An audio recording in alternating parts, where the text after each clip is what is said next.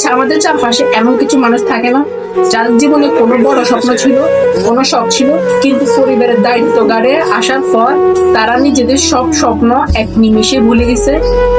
তারা কখনো অভিযোগ করে না, গায়ে একটা ছেঁড়া বা পুরনো জামা পরে কাটিয়ে দেয়, কিন্তু পরিবারের বাকি মানুষদের মুখে হাসি ফোটাতে নিজের শেষ রক্তবিন্দু দিয়ে চেষ্টা করে যায়।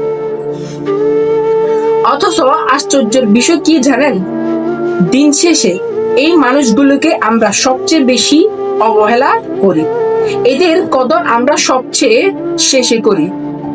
আজকের ভিডিওটা আমি এমন কিছু মানুষের প্রতি উৎসর্গ করছি যারা কোনো প্রতিদানের আশা না করে পুরো জীবনটা অন্যদের জন্য নিঃশব্দে বিলিয়ে দিয়ে যাচ্ছে।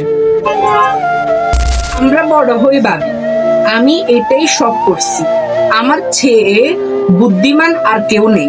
কিন্তু একবার পিছন ফিরে তাকান তো, একটা বড় ভাই যখন নিজের পড়াশোনা বা ইচ্ছেগুলো বিসর্জন দিয়ে ছোট ভাই বোনের পড়াশোনা খরচ চালায়, বা একজন বাবা যখন নিজের চিকিৎসার কথা লুকিয়ে সন্তানের অবদান পূরণ করে, তখন তারা কি বিশাল বড় একটা ত্যাগ স্বীকার করে? কখনো কি তাদের কাছে গিয়ে জিজ্ঞেস করেছেন তুমি কেমন আছো? তোমার নিজের কোনো কষ্ট হচ্ছে না তো? আমরা খোঁজ নিই না, কারণ আমরা ধরে নিই এটাই তাদের দায়িত্ব। কিন্তু দায়িত্ব আর নিঃস্বার্থ ভালোবাসার মধ্যে বিশাল একটা তফাৎ আছে। একটা কথা আজ সারা জীবনের জন্য মনে রাখবে, মানুষ টাকা পয়সা বা বড় ডিগ্রি দিয়ে মানুষের মনে সম্মান তৈরি করতে পারে। সম্মান তৈরি হয় মূল্যবোধ আর ত্যাগের মাধ্যমে।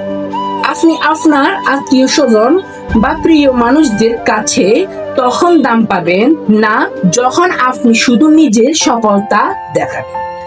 আপনি দাম পাবেন তখন যখন তাদের বিপদে কোনো স্বার্থ ছাড়াই পাশে দাঁড়াবেন।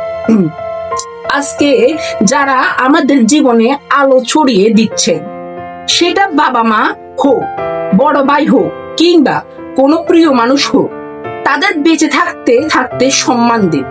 চলে যাওয়ার ফল ফুল দিয়ে কোনো লাভ হবে না।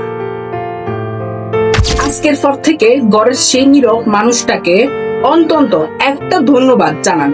তাকে বুঝিয়ে দেন তার ত্যাগ আমরা ভুলে যাইনি, আমরা তাকে সম্মান করি। আমার এই কথাগুলোর সাথে যদি আপনার মনের কোনো এক কোনার ভাবনা মিলে যায়, তবে ভিডিওটিতে একটা লাইক দেবেন আর এই মেসেজটা আপনার পরিবারের মানুষদের সাথে শেয়ার করবেন, যাতে তারাও এই ত্যাগের মূল্যটা বুঝতে পারে। শাইনবার্স চ্যানেলটি সাবস্ক্রাইব করে এই শক্ত কথাগুলো ছড়িয়ে দিতে পাশে থাকুন। সবাই ভালো থাকুন, আপন মানুষদের আগলে রাখুন। আল্লাহ হাফেজ।